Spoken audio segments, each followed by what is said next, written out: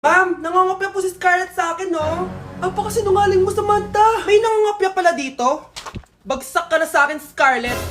Apakasama talaga ng ugali mo, Samantha. Nay! O anak, anyari sa'yo? Binagsak ako ng teacher ko. Naniwala kasi siya kay Samantha na nangopya daw ako. Totoo ba yun, Scarlett? Hindi, Nay. Siya talaga yung nangopya sa akin. Walang iya yan, ah. Humanda siya sa akin. Tara, anak. A few moments later. Ma'am, bakit niyo po kami pinatawag dito? Kasi yung anak mo, sinungaling. Siya naman talaga yung nangopya kay Scarlett eh. Hindi po totoo yan. Para malaman natin kung sino nagsasabi ng totoo sa inyong dalawa, mag-quiz na lang kayo ulit. Patay ako nito. Humanda ka ng mapahiya, Samantha. Okay, time's up. Pass your papers. Scarlett, naka-perfect ka. Yes! Talino talaga ng anak ko. Samantha, wala kang tamang sagot. Ikaw talaga ang totoong nangungopya. Nakakahiya ka, Samantha. Humanda ka sa akin sa bahay. Tara! Huwag po, Nay!